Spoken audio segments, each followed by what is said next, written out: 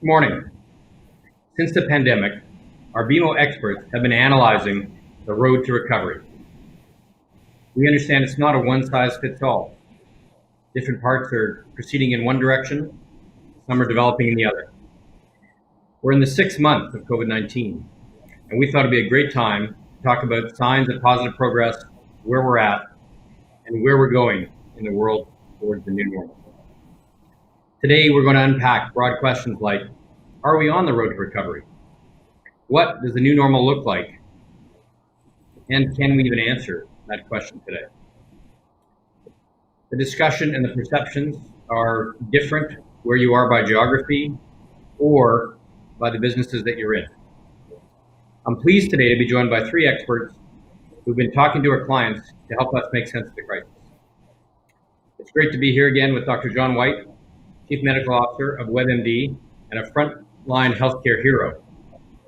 Our own Brian Belsky, our Chief Investment Strategist, and Margaret Cairns, our Head of FIC Macro Strategy at BMO Capital Markets. Welcome to all our panelists and welcome to our viewers to this LinkedIn live event. Why don't I kick off with our current perspectives and latest viewpoints on how we feel about the health, the markets, and the economy. What are we watching? What are our bright spots? Dr. Whyte, why don't I start with you and your perspectives of where we are in the pandemic and in the working towards our solution set. Well, thanks, Dan, for including me. Let's look at where we are in terms of the numbers. In the United States, there's roughly 6.8 million cases as of today. In Canada, there are 143,000 cases. You can take into consideration, that the geography and size difference, but still, there's a lot more cases in the United States than there are in Canada. In terms of number of deaths, there's over 200,000 deaths in the United States versus 9,200 in Canada. That's the number in the macro analysis, but I think it's important to dig a little deeper and look at trends. And one of the areas that we look into is these positivity cases. In Canada, even though there's a slight increase in cases that have been occurring over the last few days, probably a result of recent holidays, perhaps a result of fatigue, positivity is 1.4%. Only 1.4% of tests are positive. That is very good. A couple weeks ago, it was 1%, but 1.4 is still pretty darn good. Much better than what we're experiencing in the United States, where there's really a variety of positivity throughout the country. I'm looking at trends. So I'm looking to see hospitalization rates are down, in terms of the number of deaths, in terms of a rate are down. The number of cases are, ticking up. So that's a concern. And we really need to think about it in the context of what's going to happen now that we're in fall in terms of influenza. So it's important to look at the numbers, but there are some positive signs, especially as we look at the positivity of cases, particularly in Canada, keeping that down. That's great. Brian, quick snapshot. Where are we in the markets and how are you feeling about it? Well, thanks, Dan. We're feeling actually quite good. I think one of the things that how you started this off was talking about the new normal. And quite frankly, the way that we're looking at things for the next 6 to 12 months is as the market and the economy transitions from this chaos to coexisting with the virus. I think it comes back to the new normal. Many of us thought that the new normal was going to be this chaotic environment, quite frankly, that we saw, that we were enduring in our private lives and our business lives in February, March. Now, I think we're becoming, excuse me, more comfortable with this coexisting with the virus. And it's showing in the stock market, it's showing in the economies in both Canada and the United States. Our great economics team is looking for a tremendous snapback in GDP for the third quarter in Canada. Not even as strong, much stronger relative to the US. And I think that's being lost in kind of what people are looking at, Dan. I think people are continuing to be led by fear and rhetoric and have missed this move to new highs in the US. And quite frankly, Canada is not too far behind. So in terms of where we're at, we think we're on track with respect to having the best investment vehicle in the world is right underneath us here in Canada and the United States, not only in terms of what we're seeing in stocks, but also fixed income as well. That's great. Well, that's a great lead into you, Margaret. How are you feeling about things where we're at from your point around stimulus, risk perspectives, and what you're seeing in the markets?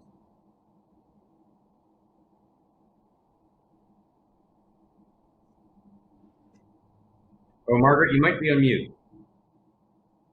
Sorry. Thank you, Dan. We agree with Brian that the economic outlook is looking much stronger than it had been a few months ago. We've had a really nice improvement in the employment situation just over 4 months. We're still printing at over plus 1 million jobs, despite some resurgence in the pandemic, depending on different areas. The economic data is surprising to the upside, and we're hopeful that once we get a widely administered vaccine, that we could see possibly unleashed demand coming from the consumer. The housing market data has been strong. Overall, the Fed and the fiscal stimulus put in by the federal government has been very, very positive.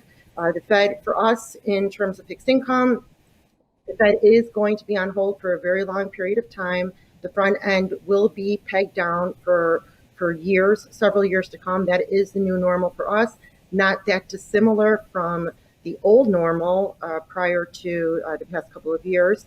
And we also think that 10-year, 30-year rates will remain low for a long time also, but we do look for a little bit of a backup in rates and a steepening of the yield curve in coming months. Well, I think it's a very interesting interplay that we talk about, where we are in the health data, where the markets are, what we see in the news, and they don't feel very connected these days. In fact, they feel quite different in the marketplace. Maybe let's go down the discussion around treatments, vaccines. Dr. Whyte, what are you watching? How are you feeling about that? What would we do in terms of setting some expectations for our audience and thinking about probably game changers as we think forward? Dan, I've circled October 22nd on my calendar. That's the day that the FDA has called an advisory panel on immunization. So remember, Operation Warp Speed in the United States, there are 3 vaccine candidates that the U.S. government has entered a manufacturing agreement. It's Moderna, it's AstraZeneca, and it's Pfizer. And each of them are in phase 3, 30,000 enrollees. We'll see where they are. October 22nd is an important date. We're going to be able to look at data. And that's what I want to see. I don't want to read press releases, abstracts. I want to be able to look at data in a transparent fashion. What I suspect is a timeline. Other people have talked about this, depending upon where the data are. There could be an emergency use authorization, which is not a full approval, but allows the drug to be given, to certain populations. And keep in mind, drug is actually being manufactured now under an agreement in small quantity to be ready if there is an emergency use. And that's an encouraging sign.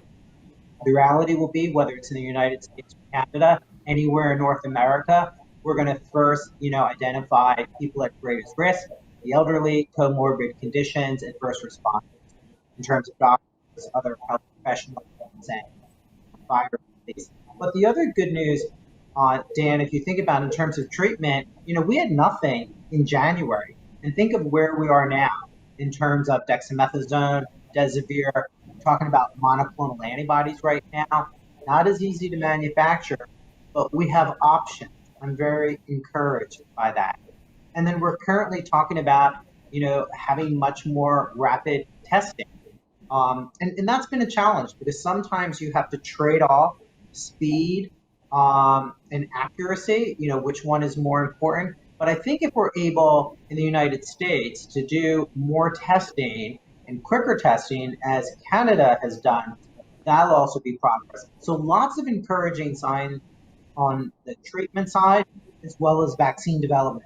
But let's be realistic. We're not going to have widespread distribution of any vaccine this year or probably first quarter. As many others have said, it's going to take a little longer. And that's where we need that consistency of messaging. And we can do that by looking at the data. So October 22nd, an important day.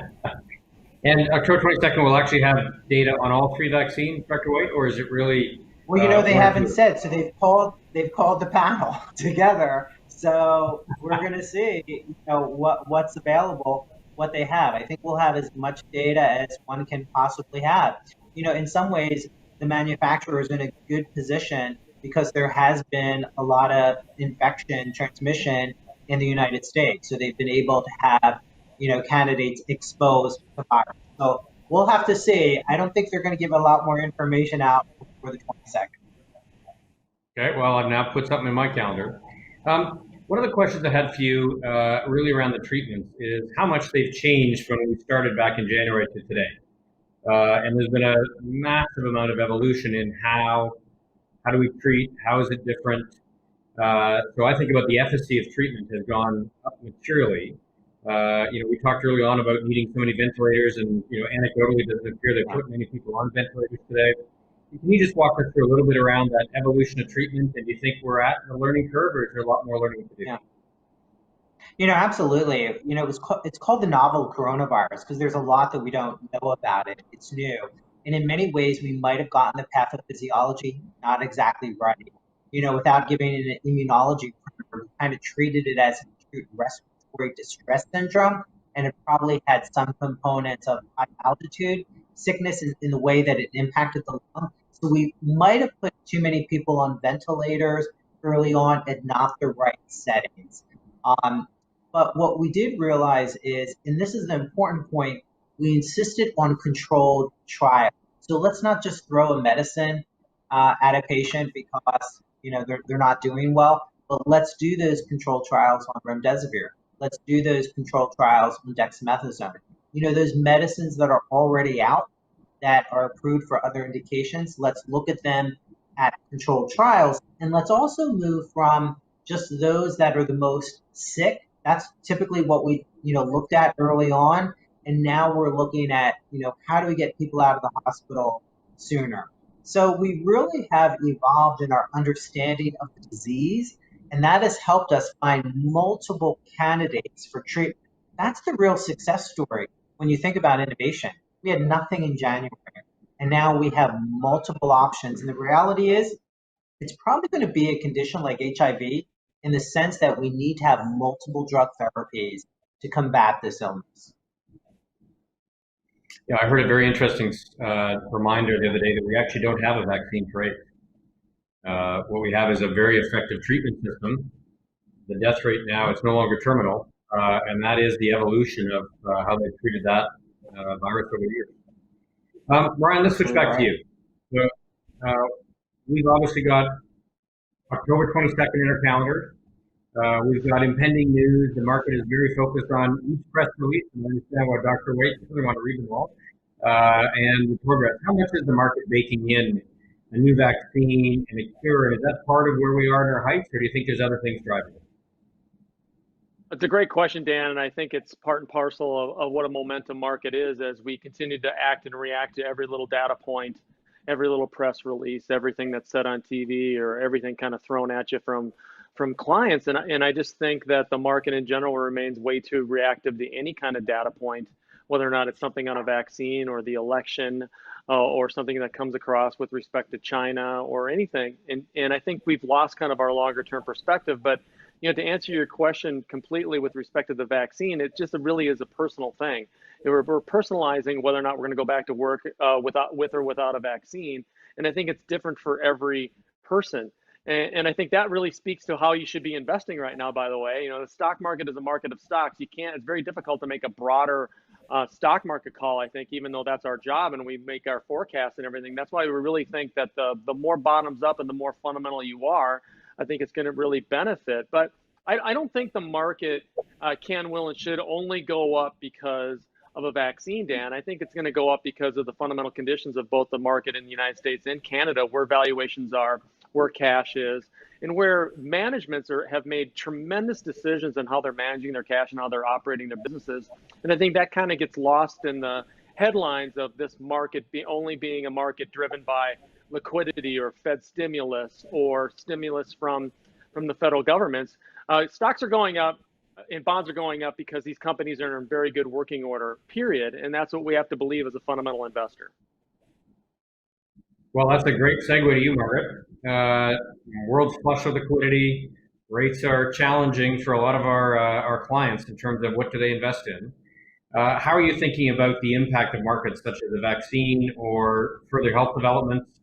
And what advice are you giving our clients around that? Sure, thanks, Dan.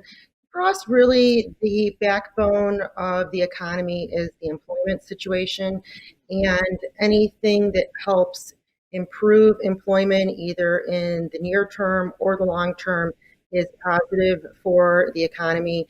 And that could be in the form of the next fiscal stimulus program. It's one of the reasons we think the market's reacting the way it is currently, just the lack of progress on a program. And now, of course, with the shift changing over to the replacement for Justice Ruth Bader Ginsburg, it really takes some time away from the fiscal stimulus that they had been working on and reduces the chances that they're going to get it through. And so for us, that bridge had been very, very important in terms of payroll protection, in terms of keeping the consumer afloat during the first leg of the pandemic. I think as the pandemic timeframe has extended, the risk to the economy extends, and that's where it really becomes critical with regard to the fiscal response and the monetary response. Obviously, on the monetary side, we've seen the Fed come out very, very strong. The first wave of monetary response was to stabilize the financial markets. The current wave that we're in is to support the economic growth. They've been very clear about allowing the employment situation to run hot. And the way we're thinking about that is that a rising tide takes all boats. And they really want employment across different sectors of the economy to improve, and they'll let it run hot in some sectors in order to achieve that. So for us, it really is about the next leg of fiscal stimulus to bridge both the consumer and companies over this extended pandemic period, which we really hadn't anticipated, I think, back in February and March. Yeah, well, that's probably a great transition to one of the questions that we got, which is really around fatigue. And you could call it COVID fatigue, you could call it working at home fatigue, whether we've got it in our various market fatigues. Dr. Whyte, perhaps you could give us a few of your observations and strategies around dealing with this fatigue that I call it. And I think it's a lot of emotional, a lot of mental challenges. We're seeing lots of stress in our employees again. We seem to have gone through the crisis phase with lots of energy and adrenaline. We've kind of come through the summer where people learn to cope differently. And now we're seeing a lot of challenges, whether we have young children at home back at school, whether we have that. And so maybe some observations from you on, dealing with those types of issues and how we could focus on perhaps some of the positive versus all the challenges. Yeah, we're definitely having a mental health pandemic as well as an infectious disease pandemic. And we see on WebMD each time that there is some change, either a reopening or discussions around school, anxiety surge on WebMD, including medicines, goes way up 7 times, this month than it was, a year ago. And really what I've been trying to talk to people about is how do we stay sane while we stay safe? And part of it is, we have to acknowledge what we're feeling. And it's okay to feel this way. There's a lot of uncertainty. And, everyone isn't able to deal with that as well as they may like. So it's acknowledging one's feelings. It's asking for help from loved ones or health professionals when you're getting to a point that it's hard to function. And the other aspect really is we need to focus more on self-care. We're all on Zoom calls a lot during the day. We need to get up. We need to try to be physically active. I saw the other day I only had 2,000 steps. Brian probably does much more, but that is very low. Like I need to make an effort, to be healthy. I need to eat healthier. And, I think sometimes people are like, well, they're at home, they can check off their to-do list and do home improvement. What I would say, now's not the time to be doing those things. Now's the time to focus on your own health, your own mental wellness, and to start, focusing on, the amount of sleep that you're getting. have those limits in terms of how work and personal life are all blending together, and take a break from social media and the news. It doesn't change that often that you need to be checking, every hour. I think the not checking the news is good advice. I know my wife has turned off all of her information sources and is going to something where she's reading positive news as opposed to just negative for all these. So, Brian, market fatigue. Do we have it? Not have it?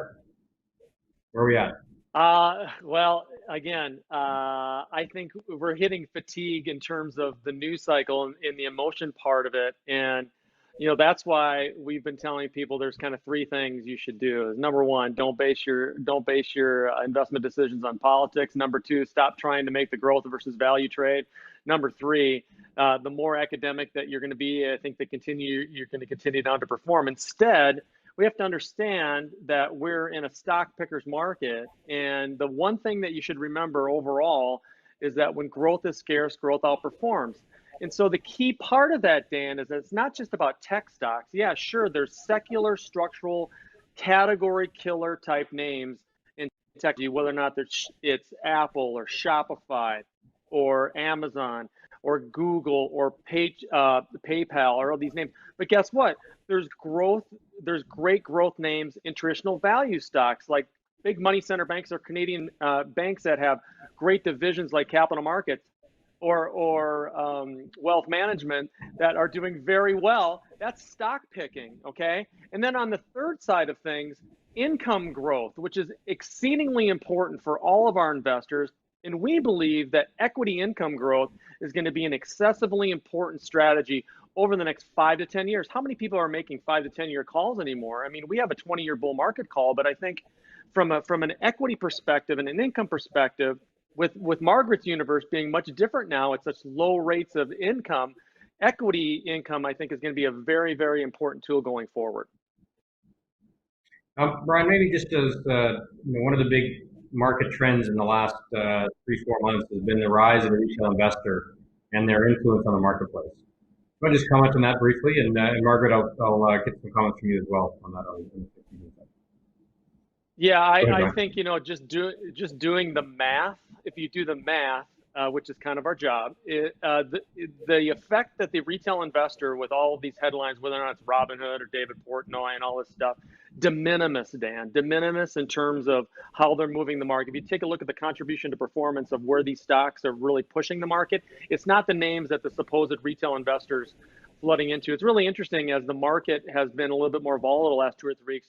Not really hearing about the retail investor anymore. I think there's a correlation to that. Not only that the markets have gone down, number one, but number two is that sports have started. The NFL is going in the United States, so there's more things to do versus doing these day trades and things like that. So I think the media again has made way too much of this in terms of the retail investor, and especially some of these platforms that are getting a lot of the hype right now. So, Margaret, back to you on fatigue. How's your markets and your clients feel about fatigue? It's very hard to get a great investment strategy when someone says interest rates are low forever. And so how are your clients reacting to that? Are they feeling fatigued? Are they energized about new opportunities? Or what's their psychology feel like around the marketplace today?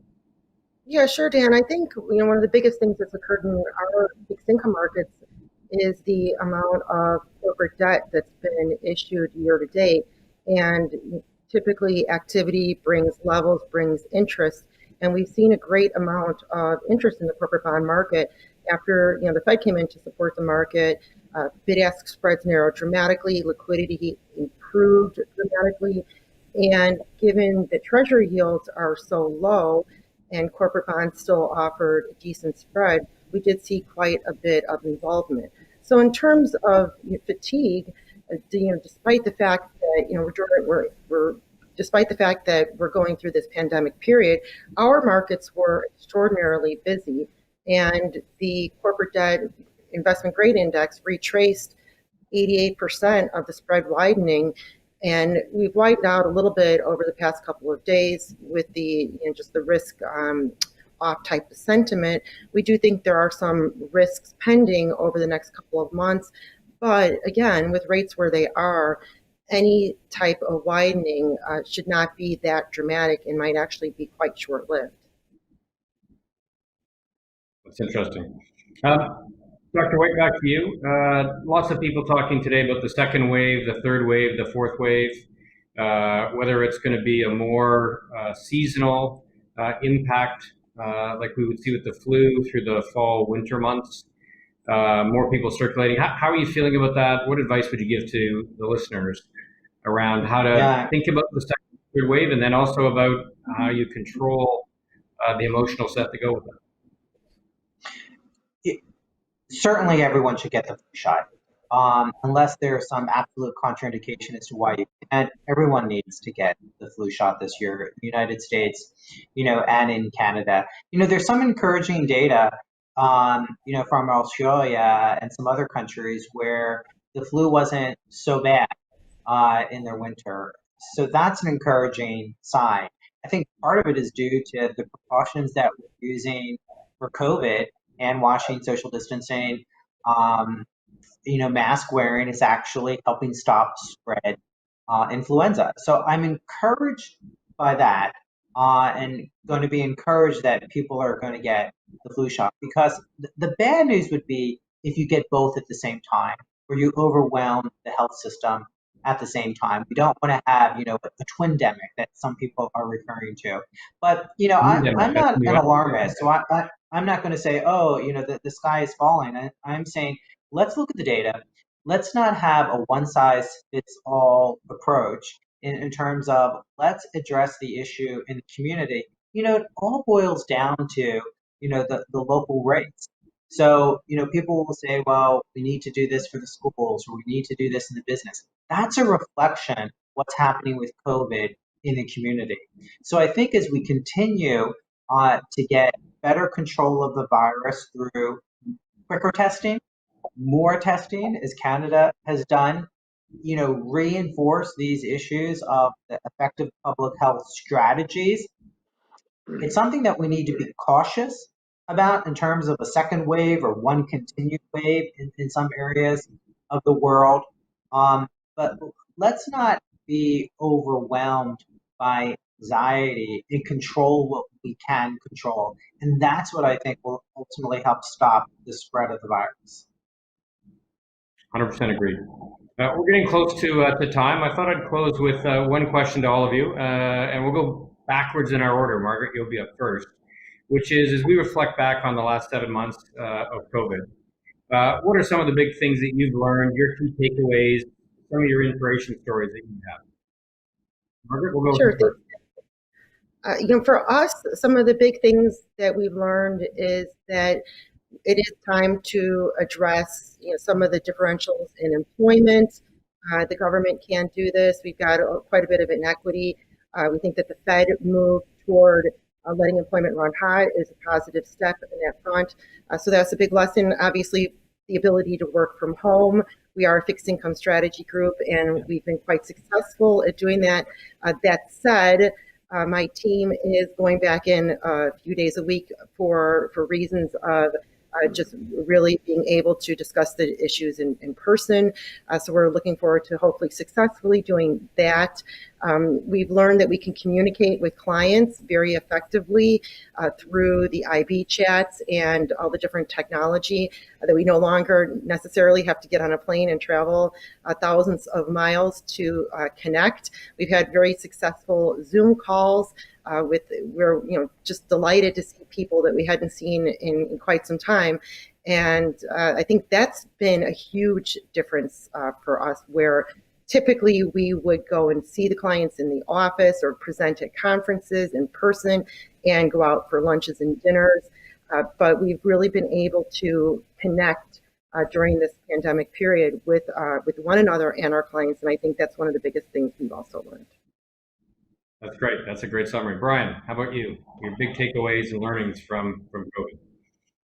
I guess one things that I learned the most is that I actually miss being on an airplane. I never thought I'd say this, but for the majority of the last 25 years, I've been on 3 or 4 airplanes a week. And you talked earlier about having routines and things like that. When you do that, you have such a routine. Now the routine is you get out of bed, you go to the second bedroom, you log into your computer, and you go. And I think the fear that I have that has transpired over the last 6 or 7 months is that our business in financial services and in the investment world is so driven by relationships. And the relationships, when I see someone smile and they get excited when you're on a Zoom call, or if you actually go meet a client and have a drink, people are excited to see each other again. It's that relationship part of it. And I fear for the next generation coming up that really are more instant messaging or typing or doing whatever. I think they need to get back in the office to some degree and have that relationship and that fellowship to be able to head into somebody having coffee or something like that. I think that's a key component.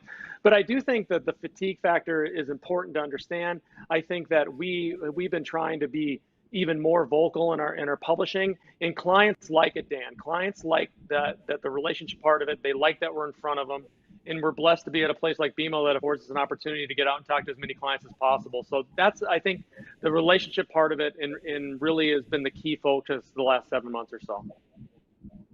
That's great. Thanks, Brian. Dr. Whyte, bring us home. What are your big takeaways and learnings from COVID? I think we're seeing that important relationship between public health and business, and that we need to invest more in public health and public health strategies that are going to have an impact in other aspects of the economy. But, Dan, I'm also very impressed by the innovation that we've seen over the past few months. And everyone wants to know, well, what is healthcare, being a physician, going to look like, post-COVID? And in many ways, we've had an acceleration of several technologies, which is exciting. So we're truly becoming patient-centric. We said that all the time for years, but now through telehealth, we're actually bringing care to the patient. Of course, it's not going to address anything, and it's more than telehealth. It's trackers, it's sensors, it's robotics. We're talking about delivering cancer care in the home. That's in many ways a very positive development that COVID has allowed us to accelerate in terms of adoption. So that's one of the things that I'm struck by, even with all these, unfortunate, very sad cases of, death around the world, we're actually having tremendous innovation on the healthcare side. And we ultimately may turn out to be a better healthcare system that's much more focused on the patient and that is much more invested in population health. That's a great wrap. So let me say thank you to each of you, Dr. Whyte, Brian Belsky, Mark Cairns, for joining us today. Very important topic, which is the road to recovery. I think back to some of the other events that we've held together, and you think about that subtle change in tone from the early crisis to the middle to where we are now, and it's very appropriate. We're talking about the road to recovery. I, like you all, miss people. I like to spend time with people. I'm actually out seeing clients. I agree very much with Dr. Whyte. COVID has been a rapid accelerator of change in the way we work, in the way we think about our clients, in the way clients are behaving, how our society thinks, innovation in medicine, innovation in treatment. All those things were trends that were on the way, and I tend to think of them as accelerating by 2 to 3 years into 3 to 4 months. And I think those are all positive outcomes. Like you, I regret the personal impact, in particular the pandemic's had on many of our employees, many of those in our society, the inequality that has been pushed forward and put on display. But at the same time, I think there's shoots of optimism that we can all look to. Maybe call that a balanced outcome. And so great to have you all again. Thank you to our audience. Thanks for dialing in. Feel free to send us some questions through LinkedIn, and we'll see what we can do to answer them. Thanks a lot, and have a great day.